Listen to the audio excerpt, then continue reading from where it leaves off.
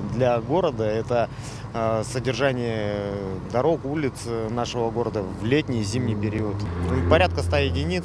Сюда включены и дорожно-строительная техника, погрузчики, грейдера, трактора, самосвальная техника, поливомоечная, пескоразбрасывающая техника, подметально-уборочная отдельно техника. В зависимости от того, какая ситуация в городе, можем и в очень сложные периоды там и 90 единиц техники.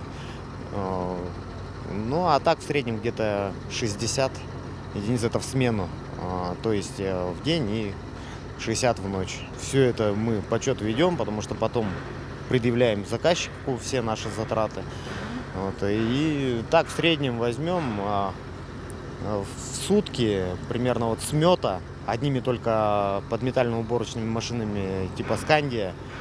С помощью них мы вывозим 150-200 кубов песка, который вы на дорогах видите.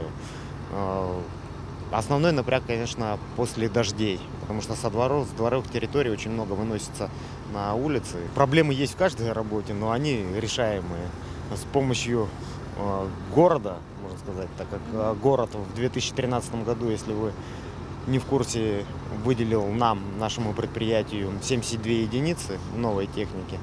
Поэтому, дай бог, все проблемы, которые возникают, мы стараемся решать. Я так думаю, решаем. Если вы утром после ночного дождя выйдете на улицу города, когда дороги немного подсохнут, посмотрите, какое состояние улиц утром и какое состояние вечером, после того, как уже прошли наши машины, вы это ощутите на себе, сразу все увидите.